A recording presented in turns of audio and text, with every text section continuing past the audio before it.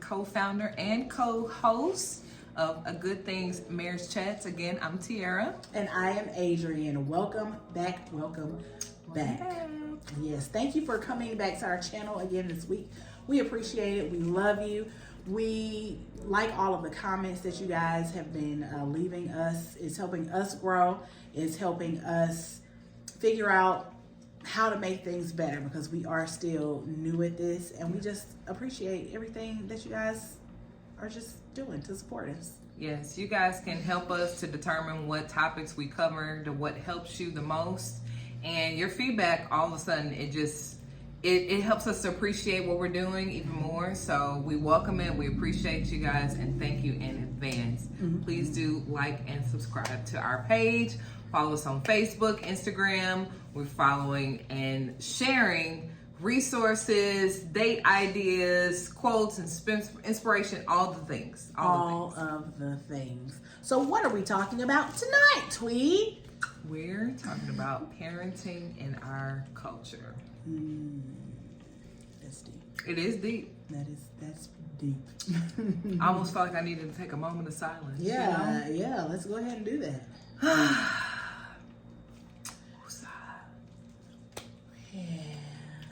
There's a lot going on in our culture.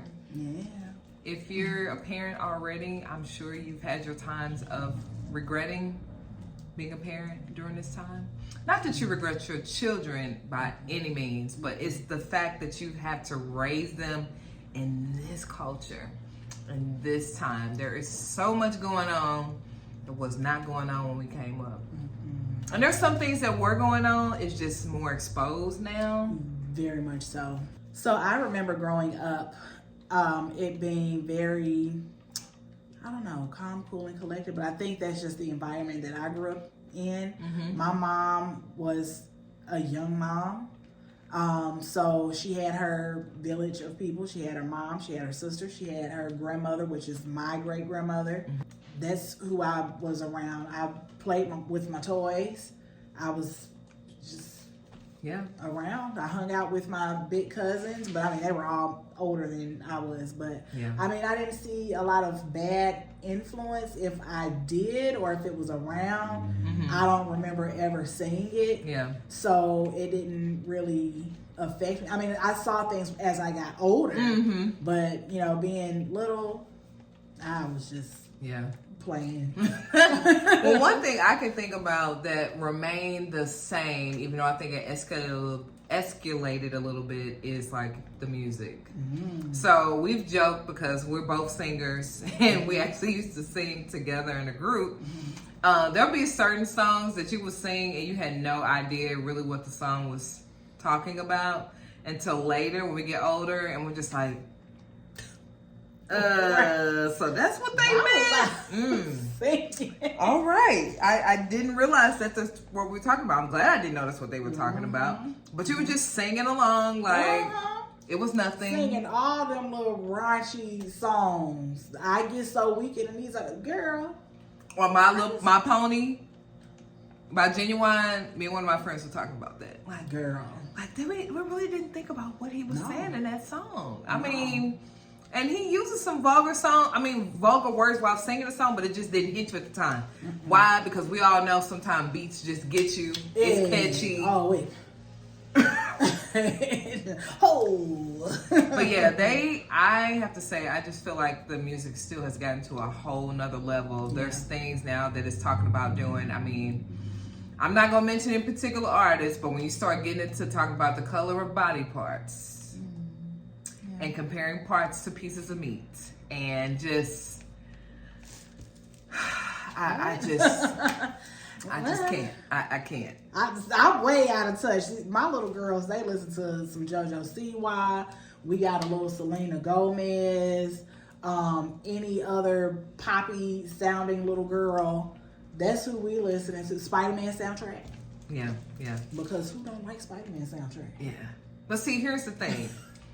What you have to keep in mind is as much as what you try to pour into them and listen to and have them listen to when they're with you, school, camp, friends, sometimes even church. getting on TikTok. Yeah.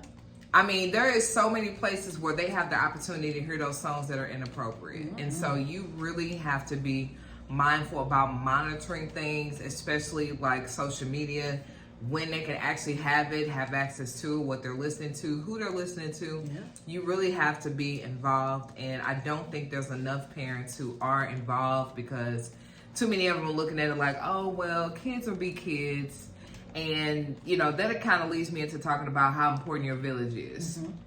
The people that are around. Yeah, definitely. We mentioned a little bit about village in our last video, in the date night video.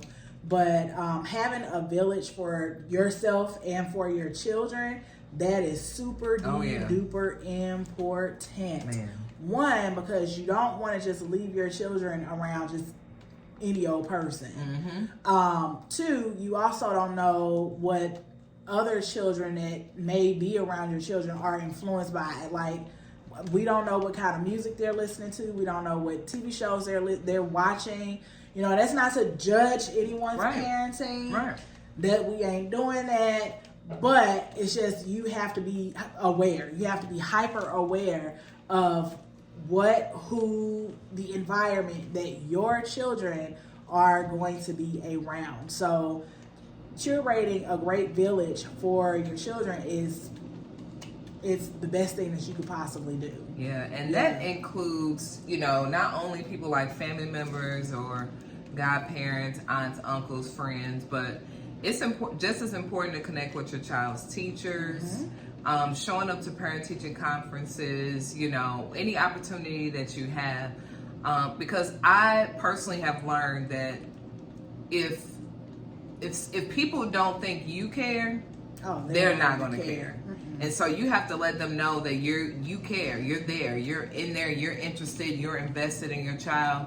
And so I don't want it to sound like coming off, but that they won't try you. Yeah. Because people will try you. Yes, they will. A lot of the times, like going up to my daughter's school, a lot of the times they're like, oh wow, like you're really like that is so great to hear that you want to help your kid. And in my mind, I'm like, what, people don't want to help their kids? Right. They don't care? If people don't care? But I forget, people have their own lives. They parent the way that they want to parent. But I know for me and mine, I'm going to help my child out as best as I possibly can. As best as I can, because one, I don't want my child feeling less than. Yeah. I don't want anyone, you know, picking on her. Just to be transparent, we recently found out that my daughter may have a learning disability. She might be dyslexic. And so we're doing everything just with figuring that out. And then on top of that, she lost hearing in one of her ears. So now she has to wear a hearing aid in her right ear. So there's like dealing with all of that. Like, I'm like, no, we got to make sure that we stay on top of this. I'm communicating with teachers. I'm communicating with the social worker people at the school. I'm communicating with everyone, because what I'm not going to let happen is my child fall through the cracks of an educational system that's like, oh, well, her mama don't be coming up here for a parent-teachers conference, so whatever. No, you're not going to do that to my baby. Mama bear. You ain't going to do that to my baby. So as you know, Tweet mentioned, making sure that you're there, you're showing up, because the teachers are part of the village. That's right. Because they're at school, they spend a lot of time with your children. When you think about it, they almost spend more time with your child than you spend with your child. So you need to know, like, hey, you know, what's going on with my baby? Let's stay in constant communication. Let's do that, because I need to know. So it's not one day that goes by that I don't talk to my baby's teacher. Okay? We'll be on that class dojo in text. Right. This was actually one of those years for me where I probably had to do the most communicating, to the point that I feel like everybody at that school knew who I was. And I'm like, if that's what it takes, if I have to keep emailing y'all to stay on top of you, then that's what I'm going to do. Because a lot of this stuff, you should be communicating with me. I shouldn't have to always be doing it. So if it feels like I'm putting pressure, I am. Yeah. Because you should be communicating with me, and I don't mind communicating with you. Even if that means I got to come up there. Right. But, when it comes to a village, period, not only does your child need a village, but I feel as parents, we need a village. Mainly because there's a lot of different things and stages you're going to go through, from your child being a toddler, well, an infant first, to a toddler, to preteen. I mean, there's so many stages, and going through as a parent, you can't even say that once you've raised one, you've got it, because that child's going to be totally different from the first. And you definitely need people outside of you two who are encouraging you, that you can, kind of like we talked about the date nights, you're bouncing ideas off of, that you're especially if they've raised children before. And not that they're going to be the same, because I'm definitely not going to be the same person, but they can kind of give you some ideas on how to, well, maybe look at it this way, or look at it this way. Or sometimes it can just be as simple as reminding you, like, did you seek God? Did you ask for his help? Did you tell him that you need help? Did you pray? Did you look at the options for meditation? Like, I found a great meditation that I just shared with Adrian a couple of days ago that really was just kind of pouring into me to remind me that, my child is mine, but my child belongs to God first. And so he loves them even more than me. So I can't get too down or get so like fearful or concerned or whatever, then I'm not considering the fact that he still has them. He still wants to hear from me, so I'm still going to let him know that I need help, because I'm trying to navigate this being that he gave and trusted to me. But we can trust him to lead us and guide us to the correct resources and the right people. Because it's not just as simple as just praying and then you're praying because you're waiting on an answer, and that means you need to get in that space to listen for an answer, so he can direct you on who to go to, or listen for when that person calls you, or you can discern the next step, what not to do, what to do, things like that. But we also need to take into account that with raising children, there's things that we picked up when we were little. There are so many times. I remember being little and my mom like yelling at me for something, and I'm being like, I would never do that to my children when I get. Now I got these little babies, and I find myself being like, dang, them traits that I said I didn't want of my mom, and they sure coming out. But at least I'm acknowledging. And because I'm acknowledging, I'm like feeling like, that was wrong. I shouldn't have did that. I know a lot of people, especially back in the day, they would talk to us in the old crazy kind of way when we was kids and would never apologize. I go to my babies if I said something like, look, mommy is sorry. I apologize for talking to you that way. I don't want to talk to you that way. And then I explain to them how I'm feeling and what made me explode. Because mind you, I still have little kids. I have a 4-year-old and I have a 7-year-old. So emotions to them are really, really, really big. They have really, really big emotions that overwhelm and overstimulate me. And I'm like, like, I'm just like they're screaming, I'm screaming too. But I make sure to go and apologize because I don't want them, feeling like or thinking that I don't care about them, that I don't love them, that I don't acknowledge them as just being a person, a little person that's learning how to control their emotions and their feelings and their words. Daniel Tiger be helping out a lot, y'all. I love that little tiger. Daniel Tiger be helping. He be helping, especially that 4-year-old. He really be helping. He really do. So that's one thing that I do try to do because I noticed, just growing up, I don't remember Mama, I love you, girl, if you watching this. Hey! But I don't remember my mom, coming to me or my sisters and being like, I apologize for acting this way towards you. My mama was snatching weaves and flinging all over the place. She was doing all the things that was crazy. Yeah. That was kind of parent she was, and I was like, I don't want to be. Yeah. I can't see that. I don't want to see that. That's mean. Yeah. My childhood was good. I think there will be times where my mom, I mainly thought of her as being like the authoritative, what's the word? The authority figure. Yeah, it was a certain word I was trying to think of, but yeah, basically the authority figure, because if we got in trouble, it was more than likely with her. She was more than likely the person to give us whoopings. And my dad, you know, if he did give us a whooping, it didn't hurt. Like he was just trying to do something, you know, and he gave us a bag of chips when it was over with. But I definitely remember having a structured environment, and the thing that stuck out to me the most that my mom would do that I did not like would be kind of going to silent treatment when she was mad. And so I remember me and my brother and sister kind of joking about this before, because we were like, we're not gonna do that with our kids when we get older, you know, going around playing silent treatment, blah, blah, blah. But I'm telling y'all, first my husband pointed out to me when I was doing it, okay, as a mother. But then later, as my girls got older, I could begin to see why. And I was like, I can see now the reason why my mom would take time to just like collect herself, get in her thoughts, or try not to get too much into her head, and just basically kind of be communing with God and figuring out what my next step is.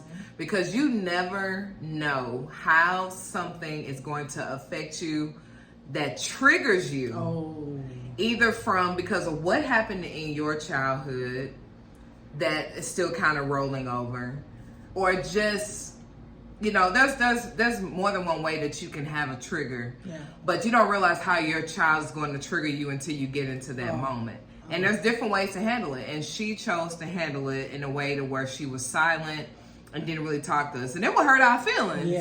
It feel bad when your mom don't talk to you, you know. But I had to, like, as much as I remember how it felt, I didn't want to stay in that place, but I definitely understood it.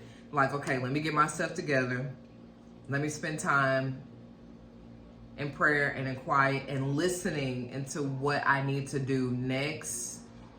And let me not take any frustration out on them as well. And that doesn't mean there hasn't been times where I like went clean off or got upset or whatever. And I would come back and, you know, be like, so do you realize why I was so upset? You know, because I want them to understand why. And, you know, that also makes me think about how a lot of times we grew up with that. If you ask your parents something and it's just like one of those answers where just because I said so, you know. And I'm not, and I remember getting that sometimes, but I also still remember my mom taking the time out to talk to us and have our own individual relationships. But I made sure, I'm like, I'm not going to do that. And it definitely took time and practice. Because just because you say you don't want to do something, like to Adrian's point, that doesn't mean that's not what's going to come out. So once you realize that's what you're doing, now it's like, okay, how can I work on that, Lord? What can I do to combat that? What steps do I need to take? Does that mean I need to take 10 steps back when something happens? Spend more time talking to my spouse, who more than likely is the opposite of me anyway. And so they're looking at things from a different perspective. We can talk it out, come to an agreement, me calm myself down, you know, or talk to my village and kind of let them know, like, hey, here's what's going on. And sometimes you just need to talk. Sometimes you just need to vent. So sometimes you just need somebody to just be on the phone. Sometimes you just, because it be times where I just be like, please be on the phone with me. That's it. Because I'm about to blow up Shway up in this peak. We've had those moments. We've had those moments. Yeah, and especially with having, like, with me, my 4-year-old she's very trying. She's, oh my goodness. She's very, very, very trying. And so I find that she triggers me more than my 7-year-old. Like, she triggers me. But she's like, after she triggers me, she's like, I'm sorry, Mom. And she rubs me in the face and kisses me all in the mouth. And I'm like, go away. I don't want anything to do with you right now. Yeah. But then she's so cute too. Yeah. Come on, give me hugs and kisses. Yeah. But sometimes you need that. You need that. And don't feel like you're the only one that's going through this. Yeah. Like we were at the library today, and it was another mom that was in there, and her girls were about the same age difference as my babies. Mm-hmm. She was like, just kind of not venting, but we were just having like the mom banter of, like having girls and the scream fest that you're just constantly hearing and constantly being like overwhelmed, overtouched, like everything's just over. Just over. Like at the end of the day, you literally just want to go sit in a corner and just look at the wall. Yeah. Because you just gotta just like blank out. Like you've been on mom mode all day. I know for me, because I am at home with my baby all day. I've been at home with my girls since my oldest daughter, and I worked a little on the side, but I've been at home for the last, I guess you could say, 8-9 years. Yeah. And it's hard. Yeah. It's hard being a parent that stays at home. I'm the main one that disciplines. It's not that my husband doesn't discipline, because he does.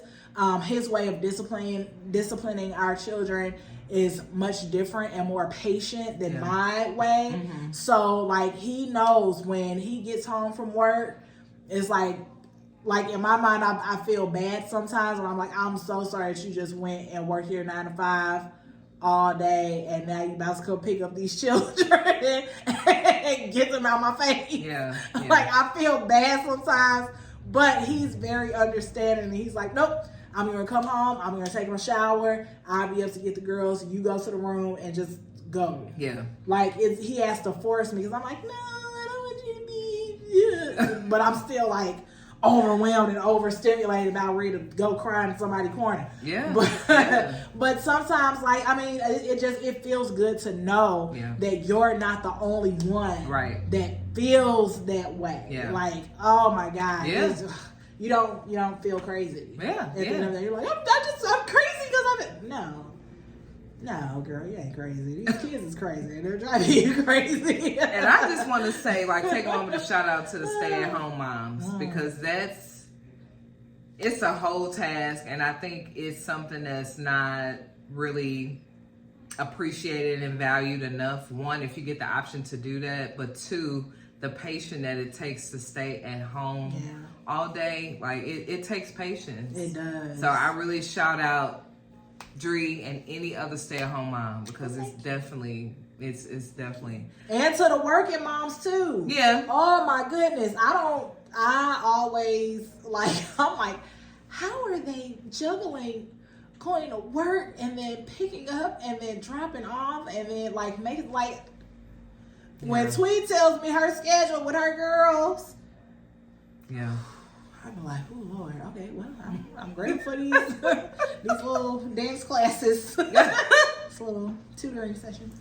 Well, and to another point that she added, I thought about, I actually shared this reel on our A Good Thing page on Facebook and Instagram, and it was showing a couple that was working in partnership to help cover each other. So the mom might be in a good mood and she's cooking food and the kids are ready to come up, Mom, and the dad just swoops them up. I absolutely love it. Real quick, like, nope, you're not messing it up for me. Or the same thing with the dad. The dad's sitting there chilling, enjoying his meal, and come on, Daddy. And she like, no, come on, let's go to bedtime. So I just want to say, that partnership it's very important. I can't explain how important it is to make sure that you guys are doing it together. Your kids need to see you doing it together. Your partner needs to feel like they're not in it by themselves. Yeah. And ultimately, it's going to make it easier and better for the entire family. Yeah. If you guys are working together as a team. Yeah. With parenting, you guys are going to feel different about certain things, because, of course, you were raised in 2 different households, right? So one could be, or one most likely is going to be fearful in some way or another about how that child is being raised. And you can really overthink things trying to be perfect, trying to teach them every single thing, Yeah. trying to make sure they never see anything, they're not exposed or anything. And it's a lot of pressure. I didn't really realize until like this past year or so how much pressure I was putting on myself to do certain things, because I started thinking about what you guys know, and I have teens. I'm like, man, I only have so much time left for them being home. And you would think like, girl, you know, they still gonna be around. It's not like you can't have a relationship or whatever. And it's like, that's true. They're still gonna be around, but there's only so much time I have them here under my wing every day before they start getting out, getting to relationships, getting married, having children and all of that. Because that'll be a whole different conversation, a whole different lesson. Yeah. And their childhood time with you really, really matters. So I definitely want to encourage you, if you were like me, not to fear too much. It's okay to have a healthy fear to where it inspires you and it motivates you to do the things, the necessary things, to have the conversations, learn from the things that you didn't have when you grew up, the talks that you didn't have, or maybe about how you weren't comfortable talking to your parents and how you want to make sure that your child is okay with talking to you. Like any of the things that you came up with, be strategic and like, okay, I know I didn't get this, so I choose not to be fearful about repeating the same thing. Instead, I'm going to be intentional about learning how I can do different. Yep. And that's what's most important. And you're not going to get everything right. There going to be things they see that you didn't want them to see. And that's whether it's at home or at school or whatever. But the most important thing is to have a conversation with them. Use discernment and pray with every decision you make concerning them, because ultimately they're a being just like you. They have their own journey and they're being shaped and molded. You just help to shape and mold this being that was given to you. But ultimately, they're a person growing the same way into an adult, and they have their own journey. So you never want to impose things on them just because you didn't have it, or you didn't grow up that way. If it's good things, then cool. But I mean stuff like, oh, I didn't get a chance to finish I didn't get my cheerleading scholarship, and so I really want her to be a cheerleader, and do this, do that. That might not be their journey. That may not be what they want to do. Yeah, I think it's important to do your check-ins with your children, just like you do your check-ins with your spouse. Like, hey, you good? How's the week going? How you feeling mentally? I think that's very important to do with your children as well. Both of my girls are in dance. My oldest is Brownie in the Girl Scouts. My youngest, we're still trying to, figure out, because there's not much available out there for 4-year-olds. Yeah. But, she wants to do the things that she sees her big sister do. Yeah. So, she's like, I want to dance. But then we take her to dance class, and she's like, girl, you bought these ballet slippers and these tap shoes for nothing, because I'm going to sit down. I don't want to dance. Yeah. So, like, with her, especially because she's 4, you can't just let her just do something and then just give up. You got to let her, at least try. Yeah. But, like, especially for my 7-year-old, I'm asking, do you like dance? Do you like doing this? Do you want to do something else? Is there anything else that you might be interested in? Do you think you might want to take a step? Like, I'm asking these questions because she might not know to come to me and be like, Mommy, I don't think I want to dance anymore. Yeah. So I'm asking these questions because I want to, see, okay, well, what else is it that you're interested in? Yeah. What is something that, like, we're noticing that she's into drawing, and she draws very well. So I'm like, well, maybe we can go get her some canvases and some paint markers and things like that, just to give her another way to express, herself artistically, or just express herself, period. Yeah. So it's just doing those type of check-ins, making sure that, like you said, we're not imposing, like, man, I really wanted to do this so let's put her. No, because I don't want her to resent me. Right. She's like, you're just living through me. Right. That's not what I want. Right. I want her to understand that she is her own person. She's her own being. And I want her to be able to experience the things that she wants to experience, making sure that they're safe. Right. But I want her to make sure that she gets those experiences, and then, you know, whatever she finds a great interest in, that we're cultivating, that we're helping her hone in on those skills, that we're helping her, you know, navigate through, oh, you want to do this? Okay, well, let me figure out how I can get you to do this. Let me figure out who I need to talk to. Those check-ins are important to them. Yeah. When it comes to discerning, I think it's also equally important to discern if your child's like doing activities and, you know, week 1 they're ready to quit. Yeah. Because that's going to happen too. Yeah. And so you have to discern when to say, okay, we can cut this off, and then the time to say, you know what, no, not yet. You're not giving it a fair chance. Yep. I want you to really see this out. And then, you know, after we do it so long, if you still don't feel like it, because you don't want them to just give up on things because they're hard or challenging. Right. Because you got to remember, we're preparing them for life. And we know life. So you don't want them to feel like everything is supposed to be easy, that you don't have to work hard for things. So, you know, another point to what Adrian was saying is that pay attention to them, have the chats, talk to them, but also watch the things that they're doing. Mm-hmm. Really pay attention to their personality as far as what they could go into that maybe they don't even realize naturally they're well at doing. Mm-hmm.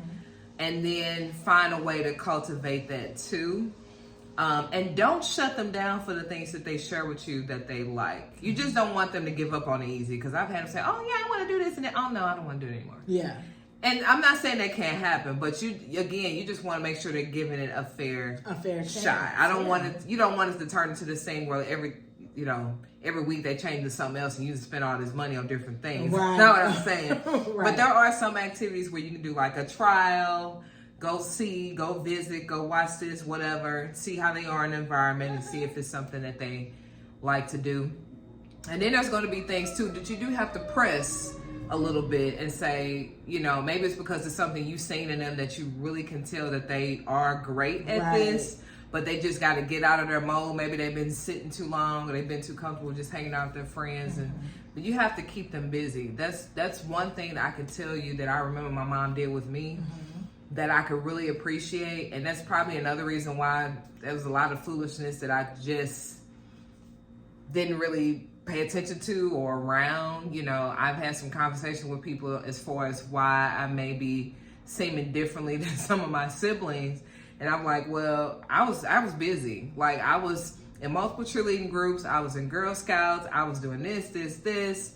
I was in a singing group. I mean, I was always busy, and I like staying busy. But the flip side of that is I did have to learn later much harder about the time to rest and take a break and have self-care. So it's just as important to teach them that. And I had to make sure that in the midst of keeping my girls busy, to make sure I still allow them time to chill. Oh, yeah. Because sometimes they're like, what you doing? Yeah. Oh, you been, how long, much longer you got on that show? What you been doing? You know. And yeah, you don't want to just let them sit around idle or whatever, but you do want them to rest, but you also want them to practice self-care and all of the things. Mm-hmm. But social media, that's a whole nother thing. Yeah, I'm not there yet. Well, you know, so in my case, I'm not, you know, there to where they're like on Facebook and stuff. But, you know, kids be wanting to get on YouTube, and I'm quickly like, no, we're not watching Coco Melon. Yeah. If they go on YouTube, it's because I'm putting it on there and we're watching Tab Time, Miss Rachel, or Miss Monica's Circle Time. Yeah. Or Circle Time with Miss Monica on Circle Time. But we're not, or Gracie's Corner. Like, you know, we're watching like kid things like that. To let them go on there by themselves? No, ma'am. Yeah.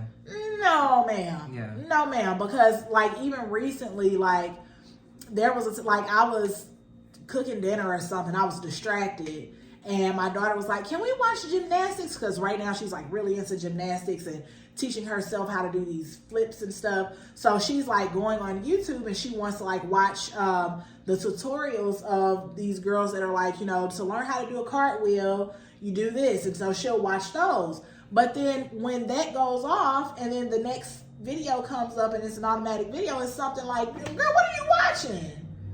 what are you watching? So I have to be like very, very, very careful. Like they'll ask, can we go on YouTube and watch gymnastics? Or can we go on YouTube and listen to Disney songs? And I'm like, girl, I got a playlist for you on my Apple Music. Let's go ahead and pull that up. Yeah. Or you can go on Disney. Did you know that they got songs on the Disney?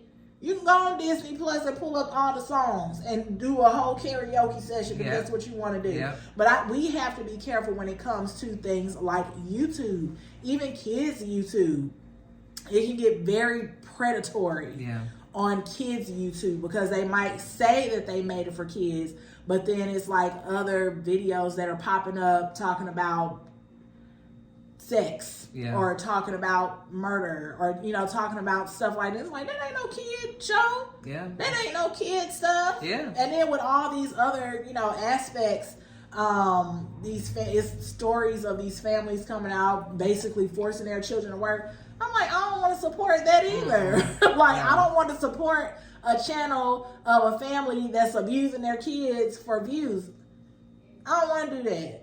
I don't want my kids watching it. I don't want my kids to support it. So, YouTube for me, for our children at this age, because that's the social media that they're on, we have to be very careful. I don't let them get on there and watch it by themselves anymore because of that. I don't want bad influences to come up and then they start thinking they can act like that. Social media is tough. Because of course I had to kind of gauge as to when to let them have social media, which streams I needed to be able to see it, needed to be able to monitor it. Now some parents might be against this, but I had an app that I can see their phone.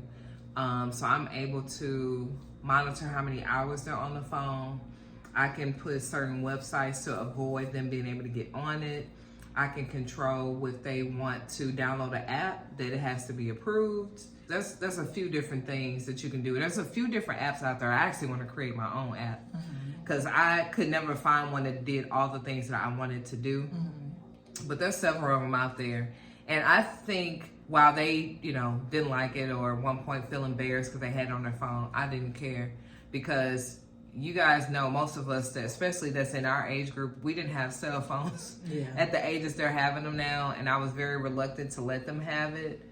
But it's for their safety, not only because of what they're viewing, but who can contact them, who can message them.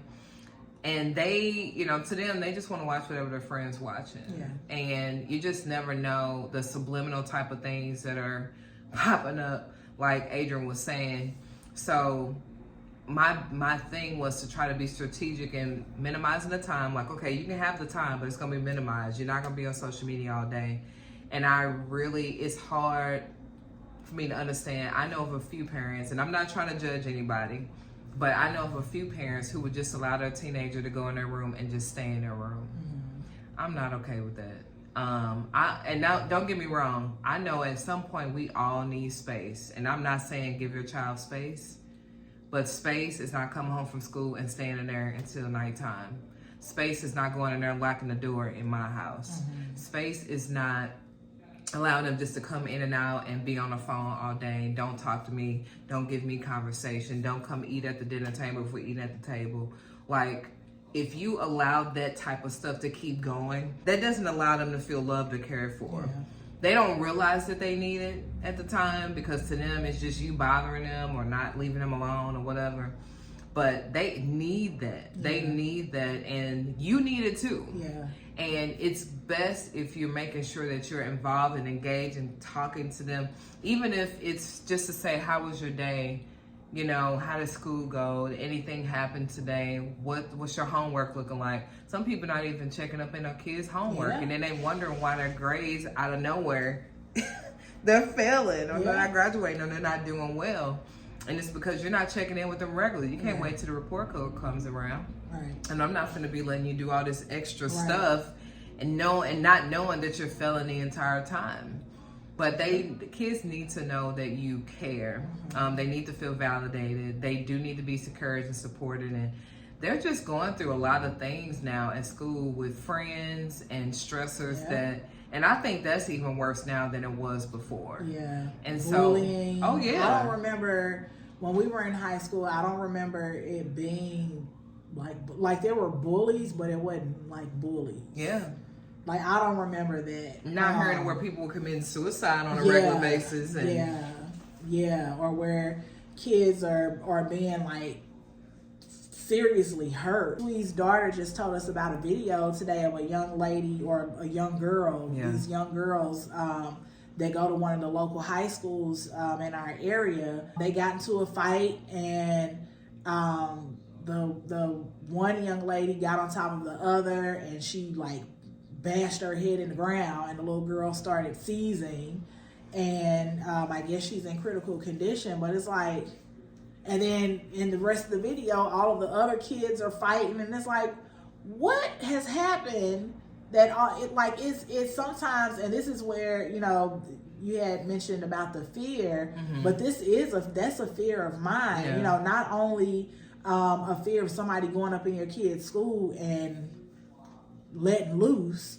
but, you know, also a fear, you know, that some child that's unhappy at home, you know, is coming home and picking on my child. You know, I'm fearful of that. Yeah. Or my child being the kid going to school and picking on somebody. It's like, I didn't raise you to be a meanie, to be a bully, to be someone that, you know, I didn't raise you to be that way. Yeah. So those are some fears that I have, especially when it comes to our children going to school. Like my 4-year-old is not in school yet, but my 7-year-old is in the 2nd grade. And, you know, we haven't had any issues of anyone picking on her. Not that I can remember anyway. I mean, there was an incident where a little boy like pushed her on the ground because they were playing. That was when they were in kindergarten. Yeah. And I quickly went up to that school. And her teacher or her principal was like, you know, well, we talked to his mom already, so everything is all, and, you know, we're probably going to end up expelling him. And I'm like, okay, now don't play with my baby, you know, don't play with my baby.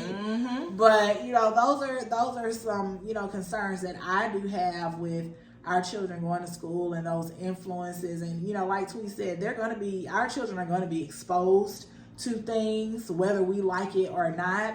But I also want to make sure that, you know, I'm open to having conversations with, I want my babies to feel like they can come to me and be like, hey, Mom, this happened at school. This is what, you know, and not feel like I'm going to embarrass them, but feel like I'm going to protect them. You know, that's what I want, you know, for my babies. Because I don't want nobody hurt my kid. I don't want anybody hurt. I don't want my child hurting anyone else's child. Like, and the better you can start off with working a relationship in the beginning, the better. Because when they become teenagers, they start shutting off a little bit, especially in that puberty stage. And then it doesn't help that sometimes their friends are like, don't tell your mom, or you tell your mom everything, or you told your mama that. And so they'll try to encourage you otherwise.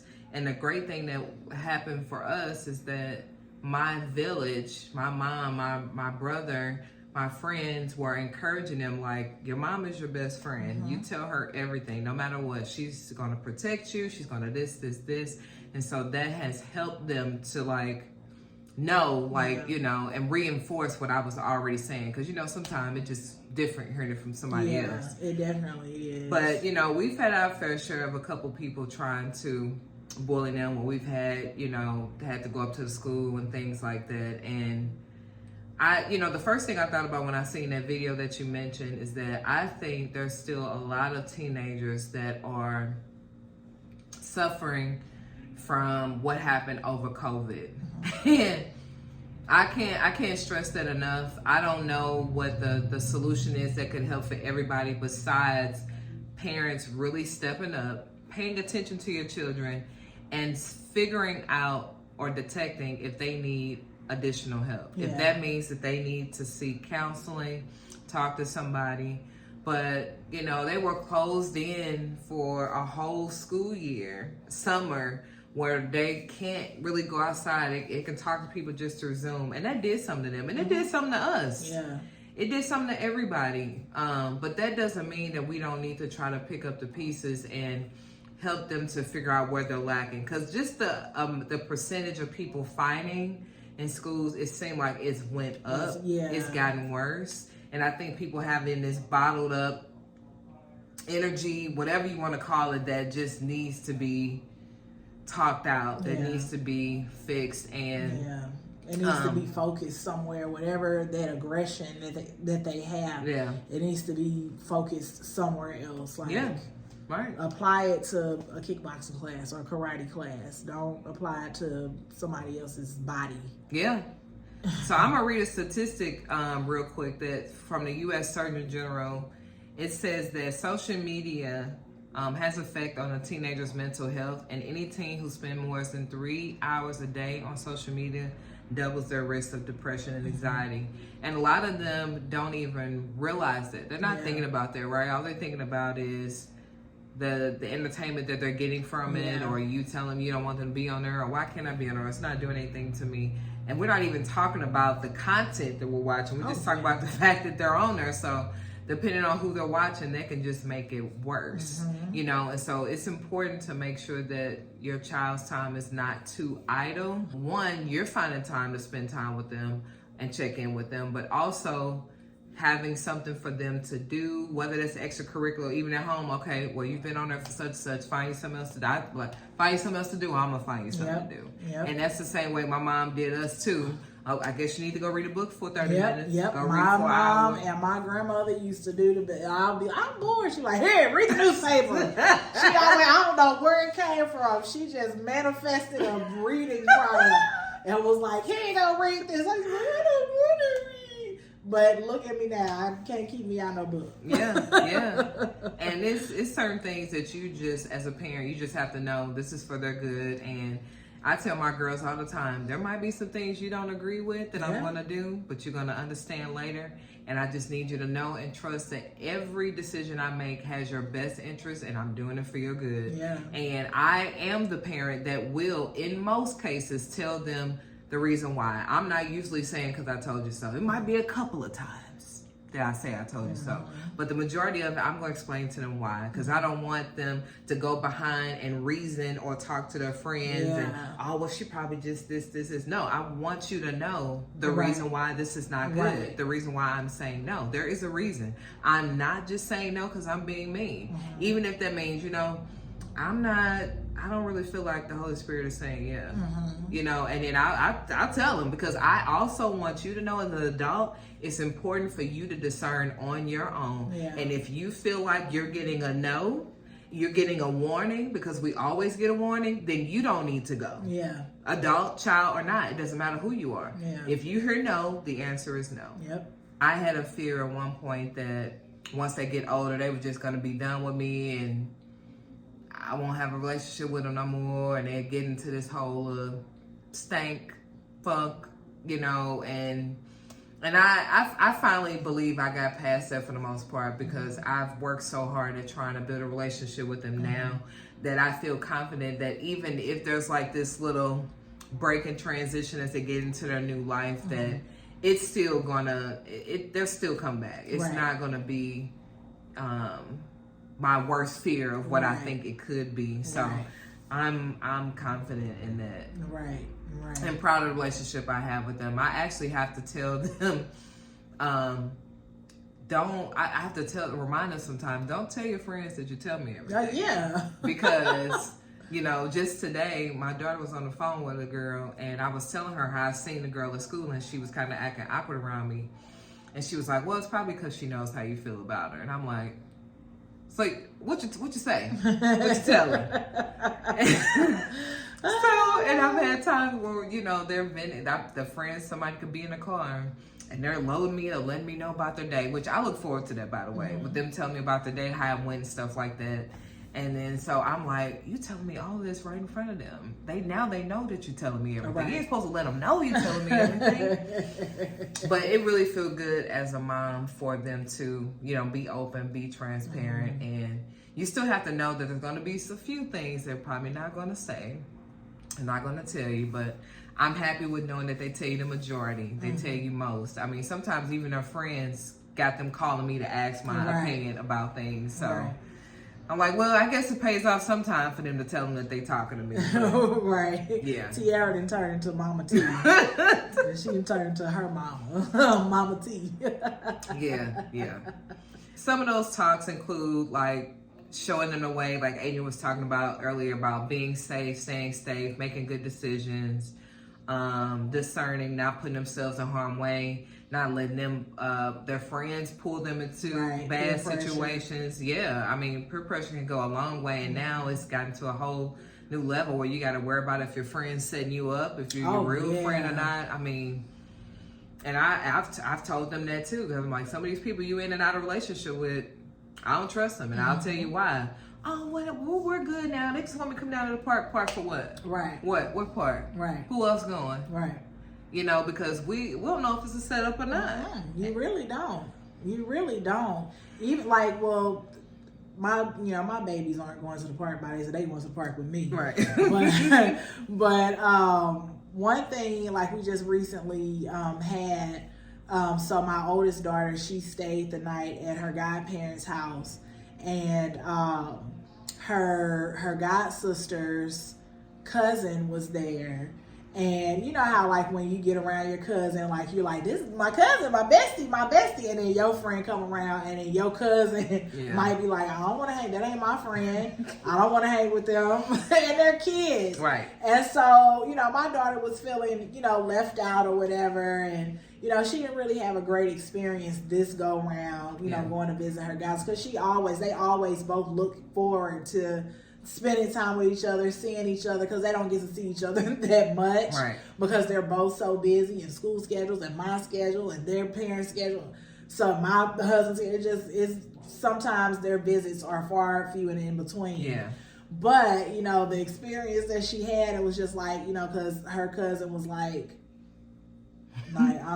she here, mind you, they're 7. Yeah. Right. They're 6 and 7. Yeah. So I had to explain to her, sometimes I said, I know, and it's not right. I said, but, I know that you felt left out. It makes you feel left out because you wanted to go and you wanted to hang with your friend. Yeah. But your friend wanted to also hang with her cousin. Yeah. And I said, but sometimes, I don't know, you guys have to learn how to balance that playtime, that visitation time. Yeah. Because I remember feeling that way when I was younger. Yeah. I would go visit my cousins, and their friends would be over there, and they would want to, hang out more with the friend. But, for me, like, I would feel left out, and I would be like, dang, like, I don't like feeling like the third wheel. Yeah. So what I will do, and what I used to do, I still do it now if I feel like the third wheel, I'll distance myself. I'll distance myself, like, okay, well, I don't really like feeling uncomfortable in this type of situation, so I would just like go back to my aunt's house, and I would watch movies while she went and played with her friend, and because I didn't want to feel left out. I didn't like that feeling, and it wasn't even that I wasn't trying to fit in, but also some of the conversations, I was like, I'm not really interested in this. Like, I would find myself drifting because I wasn't really interested. Yeah. So, I mean, things like that. So I had to explain that to my baby, just let her know, like, sometimes people aren't going to want to play with you. Yeah. They might just want to come over. They want to spend time with their friend or their cousin or their family member. And that's who they want to spend time with while they're there. They don't want to spend time with no extra. Yeah. Yeah. Well, and to Adrian's point, she made me think about too how it's important to inspire our children to make decisions for themselves, because it can be real easy for you to just tell them what to do. Yeah. And you want them to think things out and ask them, well, what do you think is the right thing to do? And that's a way to not only see where their mind is, but help them walk through it, because eventually you want them to be making them decisions, good choices, good decisions for the people that they're around or whatever situations, because there's going to be plenty of times where they're not around you. Right. And you don't want them to come too dependent on asking you about every single thing. I mean, it'll make you feel good, but you want them to be prepared, so if you're not around, that they feel confident in making the right decision, a good one. So you don't never want it to turn to this thing of enabling or them to be too vulnerable because they don't know. I mean, of course, there'll be a lot of things they'll know, just how you raise them and trust them on that. And of course, having, hopefully if they're using discernment or the Holy Spirit to guide them. But coming up early, it takes a while to start learning how to listen and doing those things. So encourage them to make decisions early. I can't stress that enough. I think that's very important. I'm really trying to do that now with my oldest because she's transitioning to adulthood, so now I have to try to find ways to be like, okay, well, here, this is what you're going to handle. This is what you're going to do. And you give them responsibilities coming up, like stuff like chores and things. And I don't even know if all parents are still doing it. If you're not, you should. No judgment, but I'm just telling you, that's another part of giving them a responsibility, holding them to it, preparing them for a job. And well, also, that's self-care too. Oh, yeah. That's self-care, knowing how to clean up after yourself or taking care of your things. Like, we're going through that now. Yeah. Because, I mean, my babies, well, my 4-year-old, she likes to destroy. That girl, she just broke her tooth fairy wine this morning. We were on the phone and she had a whole minute. I broke my tooth fairy wine. I was just like, you got to take care of your stuff, baby. If you don't take care of it and you just break stuff all the time, you're not going to have new things. Yes. And mommy and daddy aren't going to buy things for you. So, but teaching them, to clean up after themselves, chores. Like, I mean, that's some good structure. Oh, yeah. But it also teaches them how to just keep their space clean. It gives them a boost of confidence. I don't know about you, but when my space is clean, I feel lighter. Like, the clutter, my mind isn't as cluttered when my space is clean. Like, yeah. And it's hard to have that with kids. Oh, yeah. And if you want, as they're getting older, you assign them to chores. You always get them an incentive. I don't like the idea of just giving money just because. I mean, unless they're hanging out with their friends and they have money, that's different. But I want them to feel like they're earning it. And so I pay them for allowance based off chores. And I explain to them, I don't have to do this because you're living here for free. I'm just trying to find ways to pour into you, but let you earn some money, teach you how to clean, and make sure you know what it's like to hold responsibility. Because once you trade places with me, you're going to have a whole lot more responsibility than this. Oh, how I wish. So, how I wish I could just cry, Mama. Man. Mama. That's what I want, Mama. But we talked about too with building relationships that giving them individual time. Like, one thing we started introducing in our household was date nights. And so I will schedule a date night with one girl. My husband will be with the other, and we'll do something that they want to do or pick something. And that was always nice because, especially when you have multiple children, it can be tough sometimes trying to balance the time with both, especially knowing that there's two different personalities. They like different things, and you don't want one to feel like you're giving more attention to the other, especially if you have 7, 8, 9 children. I couldn't imagine. Shout out to y'all. Yeah. Somebody gotta do it. But it's important, and it doesn't have to be major. It could be just going to get some ice cream. It could be taking them to get their favorite food. It could be taking a walk. It could be playing a video game with them, like whatever. But they need that individual time. They definitely do, especially if you have children. So my 4-year-old is attached to my hip. Okay, she won't go away from me. Yeah, she sniffs me to go to sleep. She still co-sleeps with me, and I am just like, I just want you out of my bed and into your own bed. But I also appreciate it too, because I'm like, one day she's gonna be like, "Ugh, get away from me," and then I'll be crying. I'll be calling sweet. She's taking away. But she's the one that is like always with me. And my 7-year-old, she, it's not that she's like, man, I want time with mommy. But when she wants time with me, she'll say, well, mommy, I didn't get it. Like, she'll want me to come sleep in the room with her. I didn't get a chance to sleep with you. Can I cuddles with you? Mommy, I want. So I'm like, okay, come on. We switching. little 4-year-old going there with your daddy. Yeah. And I'm switching. And then also, like, because my 7-year-old is older and she's into big girl things now, Yeah. like, we'll go to the movies Yeah. together. We'll spend, the time at the movies. I'll take her to McDonald's, or we'll go to the Jump Jump. I'll just make sure I spend that time. And my husband does the same, with them. Yeah. We do need to get better about doing it more often. Mm-hmm. I know I do it more when I'm taking my 7-year-old to the movies. Yeah. But I just, I do think that it's very important because they want to feel seen. Yeah. They want to know, like, well, I know you got my sister, but I want some time with you too. Like, we are literally sharing ourselves. We're splitting ourselves amongst our children and our spouses. But our children really need to know that we see them. Yeah. They want to know that, do you care about me? Do you love me? Yeah. So I give her hugs all the time, and because like I said, that 4-year-old is, girl. Yeah. If she was a tattoo, she'd be on my arm right now. You understand me?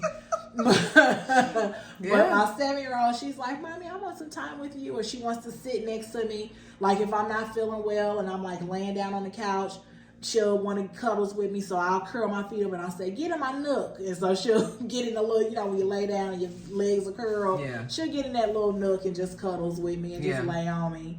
So, I mean, to me, that's a way to, make her feel seen, but also spending some time with her, besides like going to the movies or going to get ice cream or getting our nails done, so, yeah.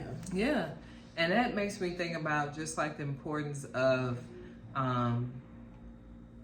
taking the time to spend with them, but also in that time, making sure you're taking the time to affirm them, help build up their confidence and self-worth, letting them know you love them. I think that's another issue that's kind of fell by the wayside is sometimes the way people do their marriage. Oh, they know I love her, Well, she better know, shoot, I'm paying the bill. She living in my house. She this.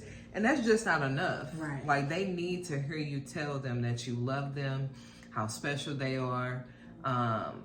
Feel, like Adrian said, feel seen, appreciated, shout out to them on the hard work that they're doing on their activities that they're doing, or their grades or whatever, giving them affection. Like, that stuff matters. And it needs to really come from both parents because they could question if you love them for real. My husband shared with me that he didn't really hear those words when he was younger, and I think it kind of hurt the relationship later. And so while there's no beef or anything, it's still like this distance because you're just not really sure. And it's something you try to put back in your mind and you don't really want to think about it, but it's still there. Yeah. And it's important. It's important to make sure you let them know that you love them. Make sure that you're talking to them about that and what that means, because I don't think that's talked about enough either. And a lot of times self-care is looked at as just mani-pedis, my hair, I'm cute, my lashes, and it's way more than that. It's more than that, yeah. Even just talking to some, that's part of self-care too. Yeah. Just purging. Purge. That's part of self-care. Yeah. Because if you hold it in, that can drive you crazy more, and start having those intrusive thoughts. It might push you to do something. With our kids, their brains aren't developed all the way. Right. So if they make a drastic decision and they act upon that decision, they're not thinking, oh, this is permanent. Yeah. This is a permanent. They're not thinking about that. They're just thinking, man, I feel like I'm just in a lot of pain and I just want it to be done. Yeah. And we don't want that for our babies. Right. So teaching self-care, like Tweet said, meditation, prayer, just, quiet stillness, just to be peaceful. Sit with yourself. Need that. Yeah, we all need that. Without the distractions, like, we all need that. And our babies, because they're going out into the world just like us. But there's a lot of pressure on them because they are trying to still figure out. They're growing into who they are going to become, but they're still trying to figure it out. Yeah. We're still trying to figure that out. But it's just so much pressure. Am I pretty enough? Am I thin enough? Is my hair long enough? Am I light enough? Am I dark enough? Are my clothes nice? Is my hair? That's so much pressure. Versus when you get to our age, I'm like, I am going out in a nice, comfortable muumuu, some Nike slides, and some sweatpants with some holes in them. Okay, I don't care. I don't care. But they're not thinking that. You know, they're not thinking about that. So, teaching them self-care and just to, take care of mind, body, and spirit, that's very important to help them, get through, especially this part, the teenage years. The toddler and adolescent years too, because it seems like they start young with the bullying. So and I think another part of that, to add on to that whole self-care aspect, is really helping them to figure out who they are.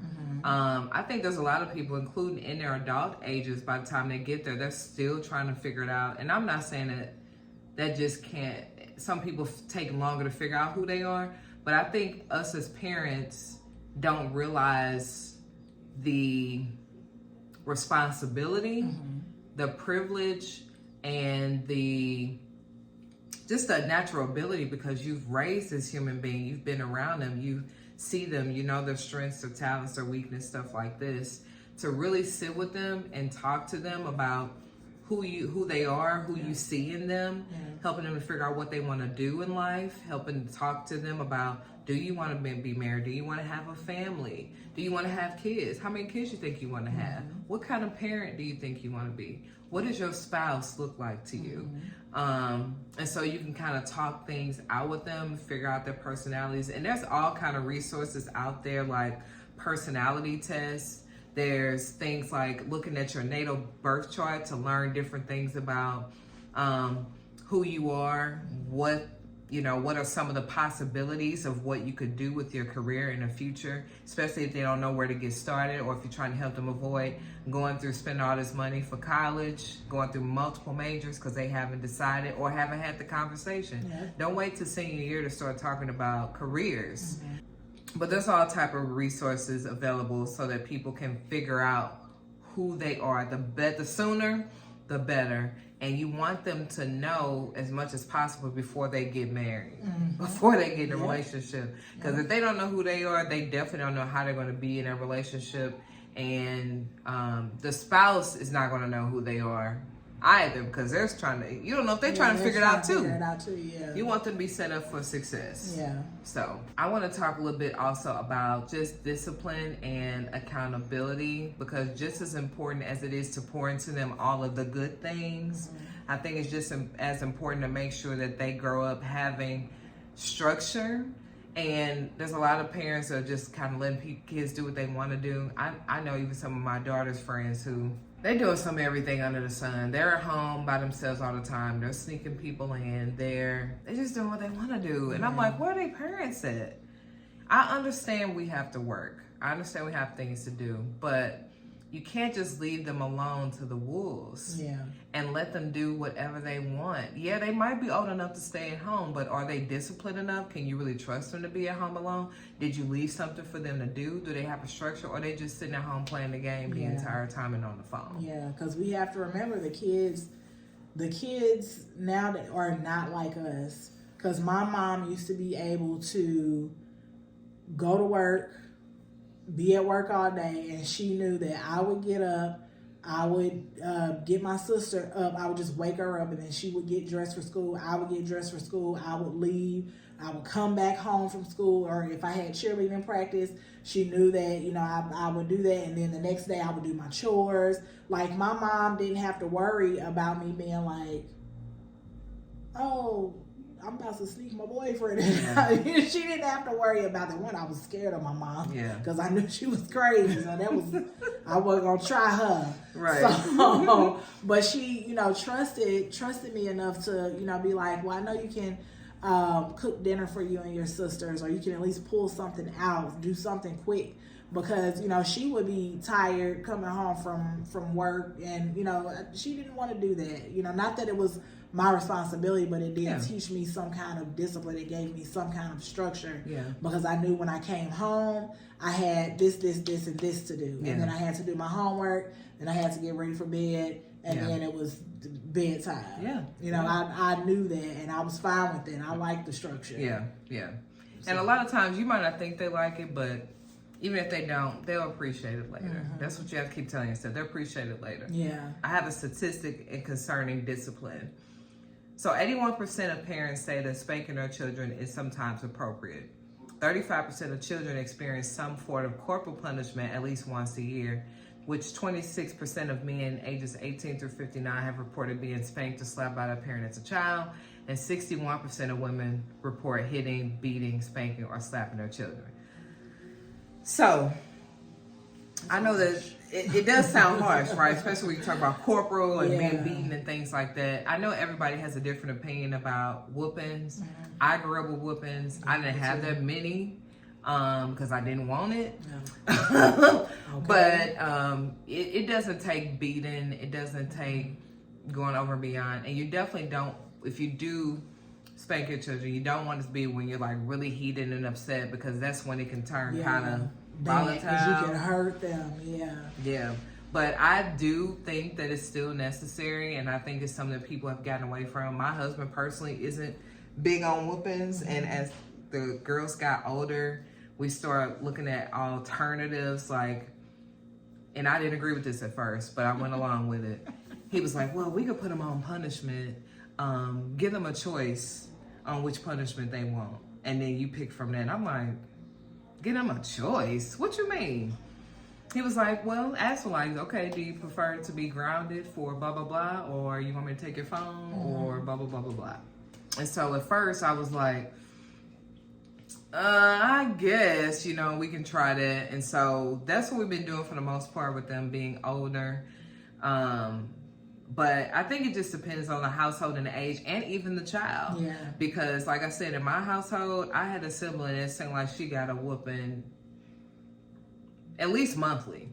But it didn't seem like it was doing anything, which means that there probably should have been something else to kind of reinforce that. But I don't know. Either way it go, maybe it just would have never know. But me, I was one of them, hey, I did not want that whooping. So I was doing whatever I could to keep from getting that whooping. Yeah. I didn't want it. And I didn't like my parents mad at me anyway. Yeah. I didn't want to be in trouble, so. Yeah, same here. Like, I didn't get a lot of whoopings. But like my dad was saying, he was like, you were just kind of, like, at one point I was sneaky. And I'm like thinking, what would I have been sneaky about? Like, probably I broke something and lied about breaking it or something. Or took some candy, because I love candy. Took some candy. You still love candy. But, took some candy and was like, I didn't take that candy. So, my dad, said that I was a little sneaky at one point, but for the most part, I didn't like whoopings either. Yeah. Like, my last, major whooping that I got was I was in middle school and I skipped school. Yeah. And my mama found out. She found out and she whoa my tail. Whoa me out. I got a whooping from her. My aunt came over and whooped me, and then my mom was like, hey, your daddy on his way to whoop. I was like, no, not my daddy.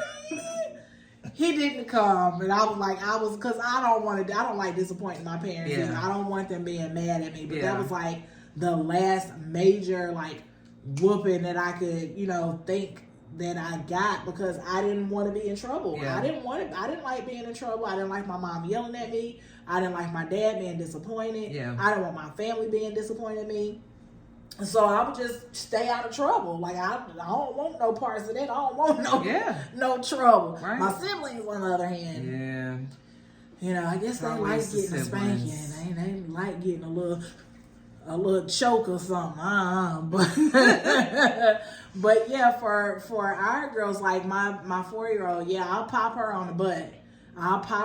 Because she is very, she's rambunctious. She's very defiant when we tell her no to things, and she'll try us try us. Yeah. And my brother-in-law always say, y'all just giving empty threats. And I really do be giving empty threats. I mean, it was one day we was at church. She acted a fool. And I was like, wait till we get in that car. I'm going to wear your tail out. Yeah. Girl, I was so tired. We went home, Yeah. laid down and cuddled up. Do you Yeah. understand Yeah. me? What whooping? What spanking was she getting?